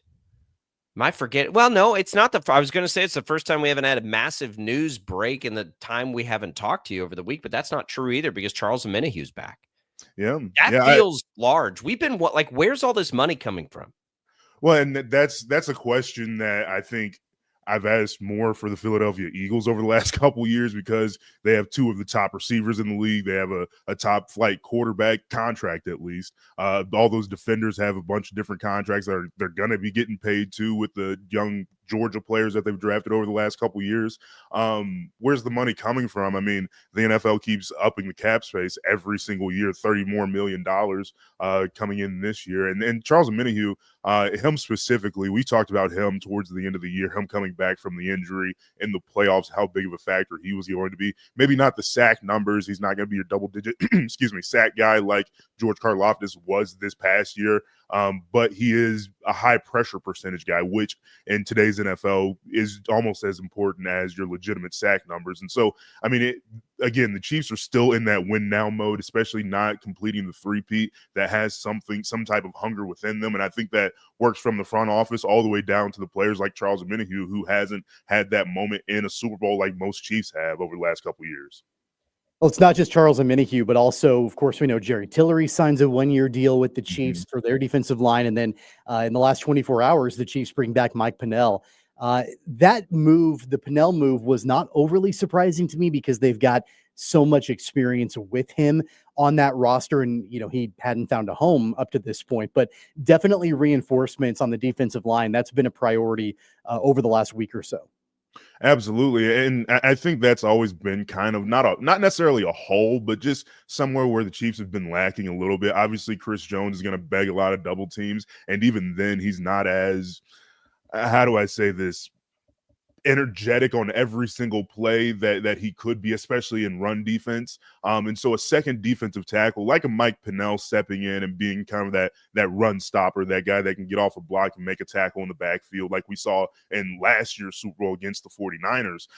And so I think if Jerry Tillery can come in and be another guy in that rotation in the middle of that defense where Derek Nottie has been, has been in the past, having guys in the middle of the defense that are not necessarily giving you something that Chris Jones can't, but giving you something that Chris Jones can't. Well, okay. So two of those guys, Tillery you mentioned, and Omenihu, what is the need at the draft now? We thought, okay, defensive line depth, but that was before I thought Omenihu was coming back. So now if Omenihu's back, I mean, that's kind of the return of the defensive line. Are we in true best player available? Is there a clear need on this team? Maybe it's left tackle again. And all that being said, if there was ever a year that the Chiefs loved a player and wanted to trade up and go get him, especially at left tackle, this would be the year to do it. They don't have it. They don't go into this draft with clear needs. They have depth needs. I get it. McDuffie may leave. I get all that. But man, if you finally wanted to make a long-term solution somewhere, I feel like this is the year you could do it. I think left tackle would be an interesting spot to see if they were going to do that had they not made the Moore signing earlier this offseason. Now, we've talked about it a handful of times. Outside of Creed Humphrey and Trey Smith kind of a fluke being in the 6th round, not even a fluke. He was a first-round talent and fell down to the 6th round because of his heart condition coming out in his draft year. But they haven't really drafted tackles well. They haven't done anything with tackles well. Exactly. I mean, the Kingsley Suamataia 1 year, we'll see. Hopefully that progresses forward at one spot or another, right tackle, guard, one of the guard spots. You look at Darian Kennard, Wanye Morris. There's like 3 or 4 guys that they've drafted over the last probably 4 years that just haven't cracked into the lineup. They've still had to go sign Jawan Taylor, trade for Orlando Brown Jr. They've had to still draft guys year after year at the same position to try and solve that same question over the last couple years. And so I'm not exactly sure if the Chiefs feel confident in saying we can find our left tackle answer in the draft unless they were to trade up. But even then, there's not that many tackles that they can wait for, like Josh Connerly at 31. And so it might be a best player available. We've talked about it a handful of times where I think they can go get an offensive weapon to really point away from Travis Kelce as the focus point of this offense. And so there's a lot of different options that the Chiefs have in the early rounds of the draft. But I think it's hard pressed for me to say, yeah, go ahead and spend it on another tackle after we've seen you guys it not work out 4 or 5 times in the last 4 years. Usually having a conversation about a backup offensive lineman is, not the most important thing in the world. But in the last 24 hours, the Chiefs have re-signed Mike Caliendo to come back on a 1-year deal, $3 million or so for the season. And, he started at left guard when Joe Thuney was moved over to left tackle for a portion of last season. I know with the Jalen Moore signing, and then, I think they still feel really good about Kingsley Suamataia at left guard. But in your mind, how important is it to have a depth piece like a Mike Caliendo back on the roster? Oh, it's huge. You're talking to a former offensive lineman, so I think having as many quality players at that position is only beneficial. You see it in the NFL nowadays, and especially with how the surging back that the run game has had in Philadelphia and Detroit, like Buffalo. I think they use the 6th offensive lineman the most out of anybody in the league. Dan Skipper has become a legitimate celebrity, and he's a backup tackle for the Lions. And so I think that having another player that can step in like the Chiefs needed in Caliendo this year is huge. It's almost as important and perhaps more important because they actually get on the field sometimes than a backup quarterback, because you have some more versatility if you can throw in a Dan Skipper to on the edge of your line and run the ball that way and be incredibly effective, or you have an injury or something like the Chiefs had and Joe Thuney having to switch over and Caliendo stepping in. So I think that a 6th offensive lineman is growing in value, maybe not more than a backup quarterback strictly off the position, but it's growing in value over the last couple of years because of what we're seeing in these last few teams that have been really, really successful. All right, put your general manager hat on here, Felix. It's always on. I'm gonna give you a choice. Long-term deal for George Karlaftis, long-term deal for Trent McDuffie. You can only have one. Trent McDuffie. It's pretty simple. I wouldn't say that getting double-digit sacks is easy, but having a sack every other game would get you about there, and that's where George Karlaftis was this year, and that's nowhere near being an elite pass rusher, which is the money that he might be begging when the time comes. We already know, and we've talked about this, we already know that Trent McDuffie is elite. He's one of the top, at the very least, 4 corners in the NFL. You got to pay a guy like that, especially if you drafted him in the 1st round. It only makes sense to sign a guy like that. In the same case of George Karlaftis at a premium position like defensive end, but he may not beg the same amount of cash that there's a bunch of defensive ends that you can find. Like you went out and found Charles Omenihu. I'm not saying you can do the same thing again and have a just as effective of a player, but you can have you can find your way if you were to let George Karlaftis walk. Letting Trent McDuffie walk, there's only like 2 or 3 other guys like him in the NFL. Let me ask you this. When you look at the draft and you look at the potential players and positions and that sort of thing of need for Kansas City when it comes to them, is there a scenario where this team can get better this season? Or is it going to be, in your mind, more of a long-term play, more of a developmental type thing? Or is there a player or a few players out there that can immediately impact the Chiefs next season? That's what's kind of interesting with the Chiefs is that, yes, it's both. Because with Xavier Worthy, it was all right. He's the fastest player we've ever seen. He can help the Chiefs obviously out right now, but it turned into he became the Chiefs' number one receiver by the end of the year because of injuries and obviously development. But that's what we look at when we're looking at Chiefs' weapons, at least offensively, is it's a hard playbook to learn. Can you develop throughout the season like we saw Rashee Rice do, like we've seen Xavier Worthy do, like we've seen a handful of different players do, even just new veterans coming to the team. And so I think it is a long-term situation where by year two, you're actually the player that you could have been year one any other place. But at the same time, you're probably playing in the Super Bowl and maybe even winning it because you're a Kansas City Chief and Patrick Mahomes is your quarterback. So I think that in this particular draft, the only way that they can have players affect them for 2025 would be drafting heavily offensively, because we've talked about it. Who's going to fit on this defense? They've signed a handful of defensive linemen. They've brought back Nick Bolton. The secondary is still full of the young guys that they drafted in 2022. Offensively, you have receivers that you need. You probably need to grab another running back. There's some offensive line issues. So everything's pointing to you drafting offense. Defense is cool. You need to help your quarterback now. Yeah, Tommy and I disagreed on offense. Felix Johnson, our Chiefs insider, joining us. We disagree on where the offense is going in, like, regardless of who they draft. Like, if we just look at it right now, I am of the camp that I think the offense is better than it was a year ago for the majority of the season because it's healthy. Tommy thinks it's going to be more kind of the same. Where do you fall with where things sit offensively right now as compared to last year when it was a pedestrian offense? I would say ask me again after this draft, because the only thing that was going to truly change with this team, and the only thing that has changed with this team from when it was an elite offense in 2022 when they beat the Eagles in the Super Bowl, was that last year, was Eric Bieniemy being a part of this team. And now he's not. Matt Nagy's still there. I mean, I don't know. He obviously doesn't call plays like Bieniemy did it. He got a head coaching job off of not calling plays and then calling plays. And so what does Matt Nagy do? I don't know, but the offense is clearly worse, and there's only really one piece that's different.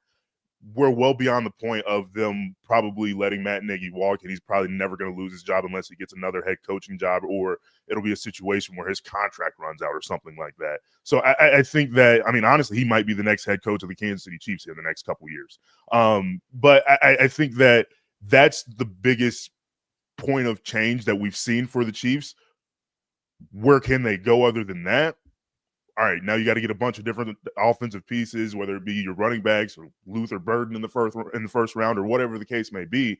I think that's the only change that they can make is personnel-wise, is improving that. Other than that, you can't really fire Matt Nagy in March. Yeah, I mean, and that's a big part of my point going into this season, is that it's less about personnel. I don't think that they're going to be able to do anything of major significance personnel-wise offensively that will impact them right away.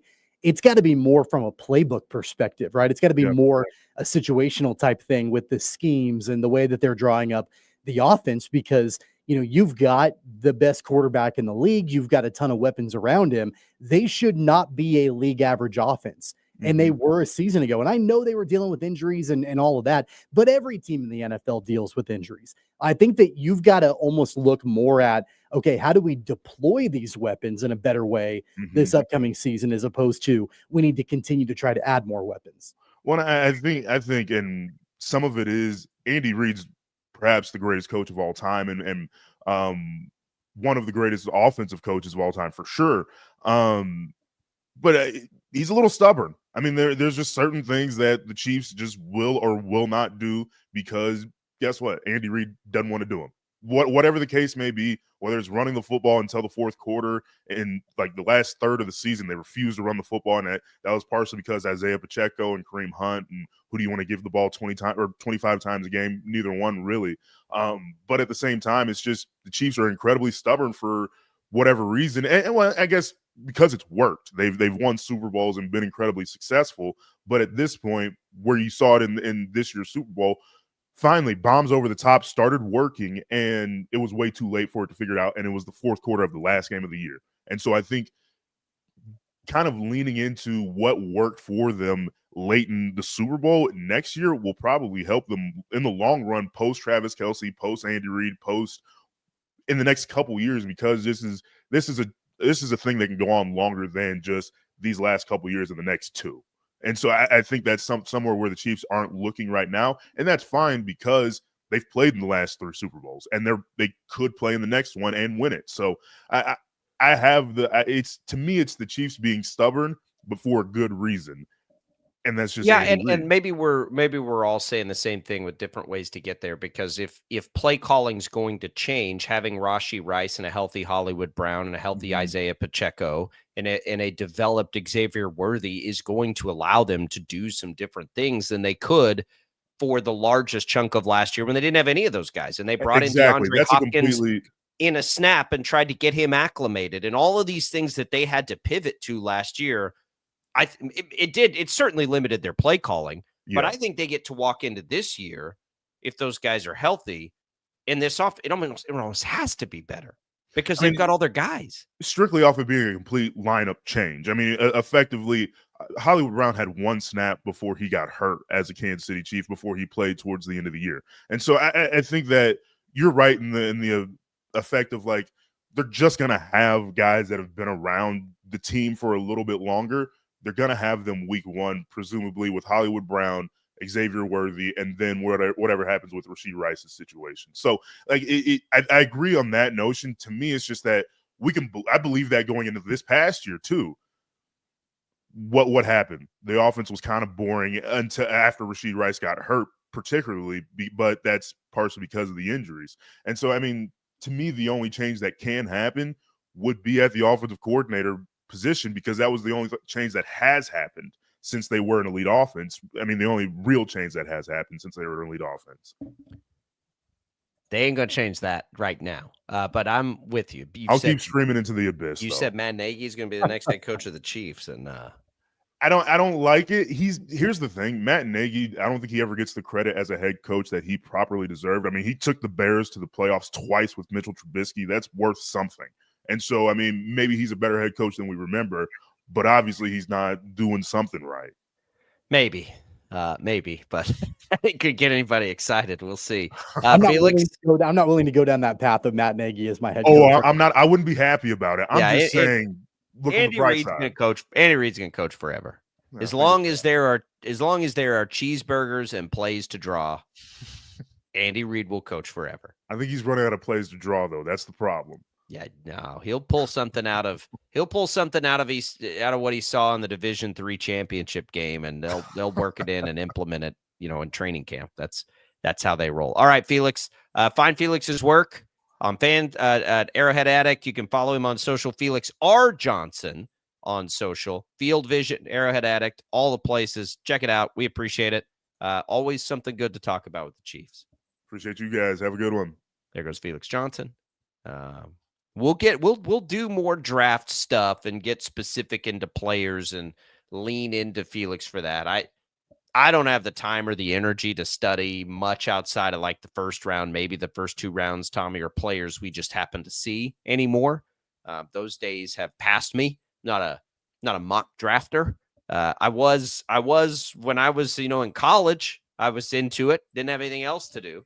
But I now usually don't get excited for the draft until the day of the draft, and that's when I'm usually like paying attention to it. I still love it, even though I don't know nearly as much about the players as I used to. It's still one of my favorite sports days on the calendar. All right, we're going to come back. Let's go back to college basketball when we return. Don't go away. More Sports Daily after this.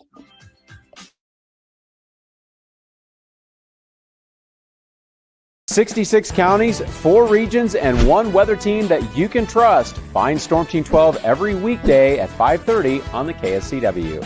Whatever the weather and wherever you are, Storm Team 12 is zooming in, going zone by zone to give you a more in-depth look at the forecast and some science behind the storms so you know more. We're focusing on the forecast so you can focus on what's important to you. Storm Team 12 Weather Focus, 5:30 on the KSCW. The future of television has arrived. Next Gen TV is here with stunning video, movie theater quality sound, enhanced voice clarity, and interactive features, all upgradable for the future. Learn more at watchnextgentv.com.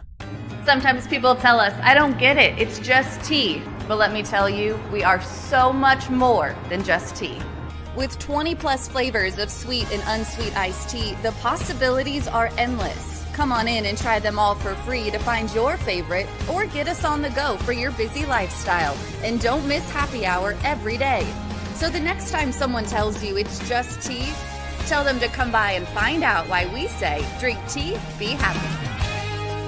It's the canvas of our imagination. They tell a story. Clouds affect the events of your day. Sometimes they growl, sometimes they inspire, but they're always the messengers of nature's mood, written in the sky. Storm Team 12 understands the language of clouds. We're dedicated to decoding their message so you know what to expect. Behind every cloud, there is a story waiting to be told. Trust Ross Jansen and Storm Team 12, alerting you first to the impact on your life. When you need help, remember, you're not alone. We are here. We are neighbors. We are together. We are Kansas.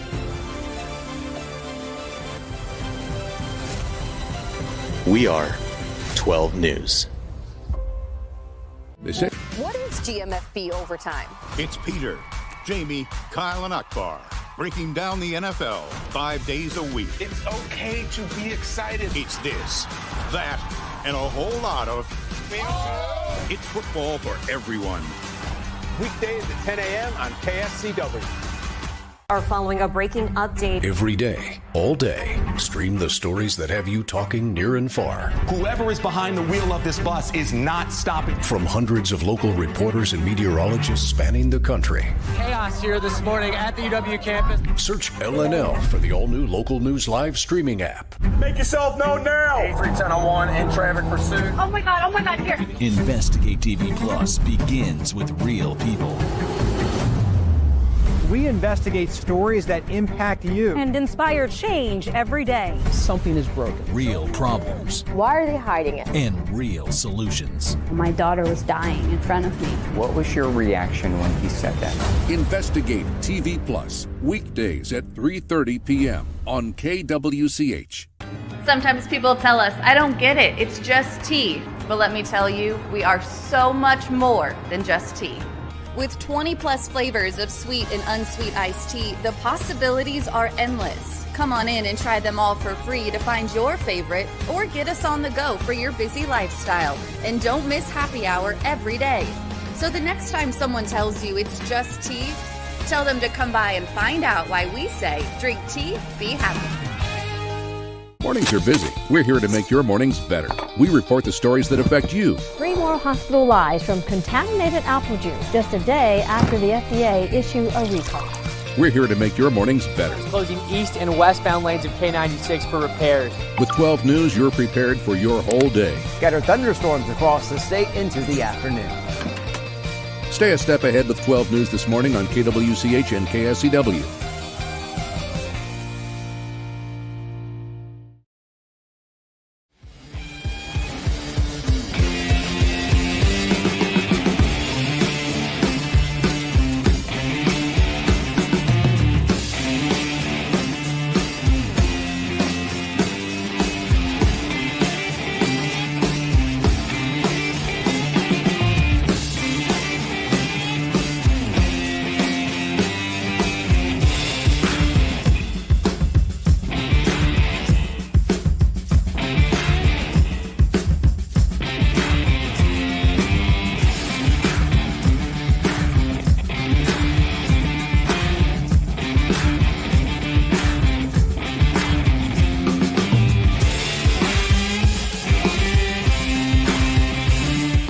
The KFH. Oh man, welcome back into Sports Day. It's been a fun show. A lot of fun things to talk about today. Thanks for Felix Johnson stopping by. If you missed any of that on the Chiefs talk there or the Chiefs Insider, you can go back and listen on the Odyssey app for it. We'd invite you to do that. Good stuff. I don't know what they're going to do. I'm wide open on what they could do in the draft. I still think pass rusher is the most likely. But they can do anything, which is always a position of strength in a draft, right?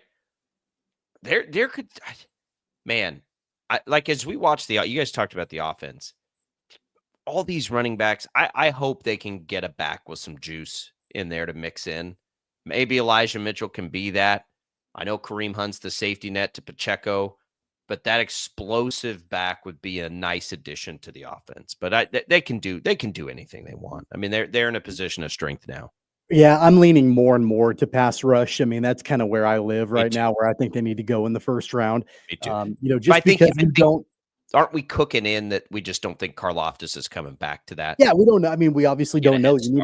You need a contingency plan on if he's not back. And, then also we talked about it before, the Felix Uzama draft, that didn't play out particularly well. Like he's still on the team, but he hasn't taken that step forward that I think that everybody, wanted him to. So you need to have more depth there. You need to have a playmaker there. And I think that this would be an opportunity to go and get somebody like that. No question about it.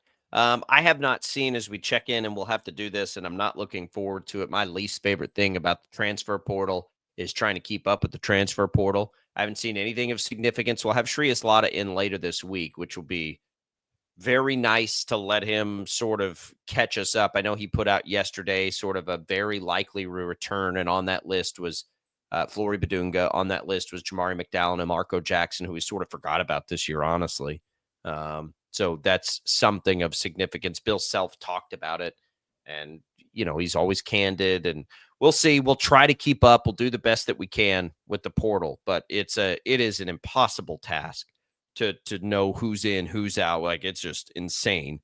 So that's also out there. And then, of course, we've got K-State women with significant news that we mentioned off the top of the show. Juju Watkins tore ACL last night for USC. The door is wide open for the K-State women now in their attempt to reach a Final Four. They've kind of had the opposite. They've been banged up. Now they're finally healthy, I think. And then something like that, the best player in college basketball leaves with an injury. Okay, like, here we go. And I say the best player. There's lots of great players. One of the best players in college basketball on the women's side. So K-State's women have an opportunity. That line still isn't out, by the way. I've been checking for those that might be interested in that. Let's talk more about the men's tournament, Tommy. We got into this off the top. I'm glad you're with me. Because you'd have thought I'd said that, the sky is green yesterday when I said that I think this Cinderella thing is way overblown and that NIL's ruined. Like, this tournament has been such a perfect way to look back on this season. We have never known once it became clear that it was again not going to work for Kansas, and that was your preseason number one. I think Duke is certainly the closest thing to a team who can make a dominant run through the next, 4 games? But I think that's unlikely. I still like Houston. I think Florida looked a little flawed. Was that their bad game? And if it was, they've got a great chance. But it's not just like those ones. I don't like Auburn. Tommy, you can make a case. You can make a case for everybody right now in that tournament. Every team. You could see a path. There are some that are less likely, but they're not impossible. Like, this is really good stuff. And it's perfect for what we've seen all season long. Are you going to tell me that Alabama, that Texas Tech, that Maryland, that Arizona don't have a chance? Ole Miss Michigan with Chris State? Beard, Kentucky, Michigan. Izzo, what are we doing here? Here's what I'll tell you. I don't think Purdue has a chance. I think BYU has a chance to win some games, but I'll say it's unlikely that they win as many as it will take down the stretch. I think Arizona's got a tall order, and that's probably it. I think Michigan can absolutely beat Auburn. So I don't know. I mean, maybe those are the least likely. Purdue and BYU are probably the least likely for me. But BYU is unique in what it does that we've talked about a billion times. Like, they can outshoot anybody, and it's not like they need to play their best game to outshoot anybody. It's kind of what they do. But they're so Jekyll and Hyde. Seeing them do it at this level now 4 games in a row is probably less likely. And Purdue, I'm just not giving enough credit, but I'm not going to give them enough credit. There's not a single team out of the 16 that I don't think could find a way to win a national championship. Of course, you're obviously going to have teams that are more likely than others, but if there's not a single team that you look at, like, and I know, we were going back and talking about all of these different Cinderella teams and all of that. You bring up Sister Mary and Loyola Chicago and all Sister Jean. Whatever. What did I say? Sister Mary. Different sister. Jean. Whatever. Loyola Chicago was not going to win a national championship, right? Like, they weren't going to do it. They weren't going to win it. But there's not a single team on this list in this 16 that could not find a path to win a national championship. And so that's why, I'm having a lot of fun watching this tournament. And I think the Sweet 16 round is going to be phenomenal. I think the Elite 8 round is going to be phenomenal. There's not a dud, in my opinion, as far as matchups are concerned from here on out. Oh, I don't think so either. And here's the thing. While I think it's less likely that BYU or Purdue could make it all the way through, I absolutely think both of them could win their next game. You know what I mean? I don't know if I think they can do it enough times in a row, but they would, if you put them up against any other team in the tournament, they can absolutely win that game. And that's what, that is where this becomes really challenging. I'm happy with my bracket now, having the 4 1s in, even though I've never really liked Auburn. They're 8.5-point favorites against Michigan. I never really liked Auburn, but their path was really solid to me. Houston, who I love, has, now that they got through Gonzaga there, an interesting matchup here, but they play Tennessee. Houston and Tennessee? Come on now. You want to talk about defense on display. Duke gets to potentially play Alabama. Well, no matter who Duke plays in their next 2 games, it's going to be shootout city. It's going to be shootout city with BYU in the first time, and then whether it's with Arizona, and then whether it's BYU or Alabama, shootout city, no matter what. How about the fact that, the Duke Arizona line's only at 153? Oh, I'm hammering the over on that. I think so, right? Yeah.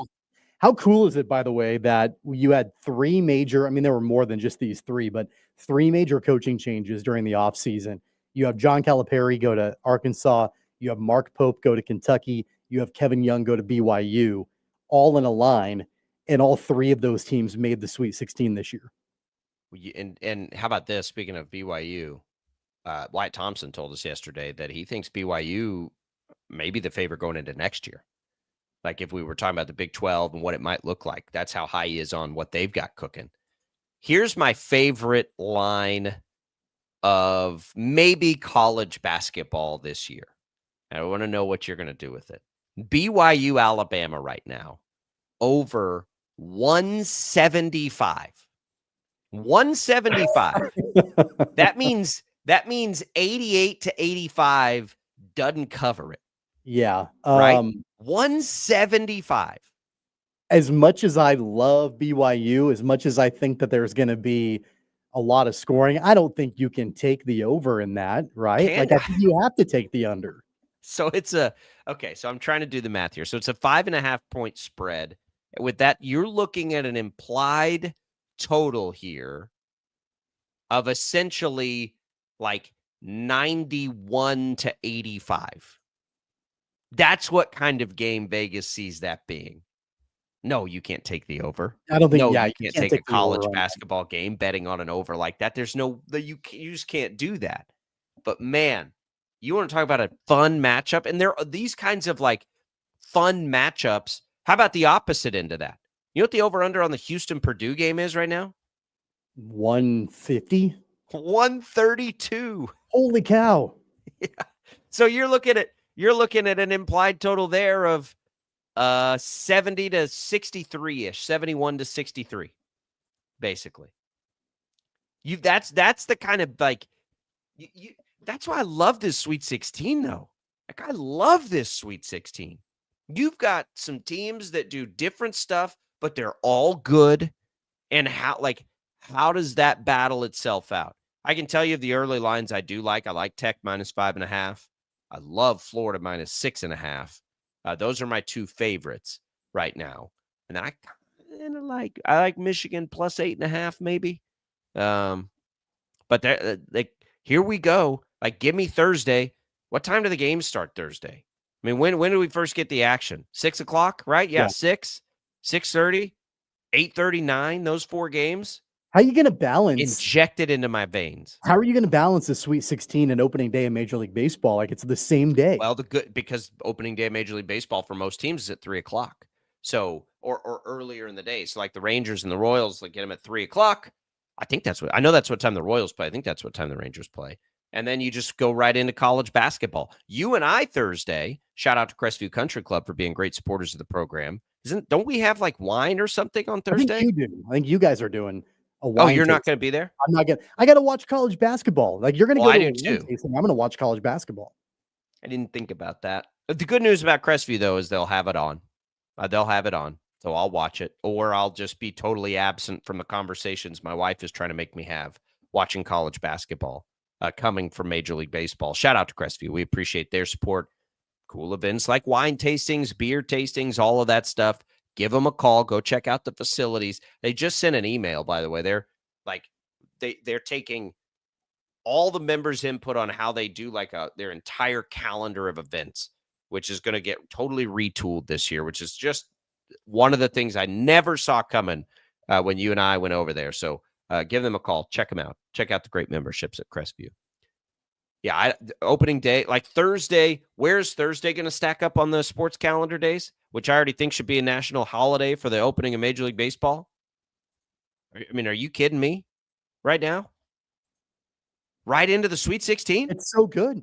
Like I love opening day of Major League Baseball rolling right into the Sweet 16. Like you can't beat that. The Rangers, the Royals playing at 3 o'clock. Can I play hooky? I might play hooky. No, I'm not. You're going to go to a wine tasting. Yeah. I might play hooky from that. No, I won't because I got TVs on, so I'll be good. It won't interfere with baseball. Baseball, 3 o'clock opening day. It's a little later than normal. You'll hear opening day of the Royals here on KFH. I mean, we're there. Like, we are there for Major League Baseball. We're into the Sweet 16.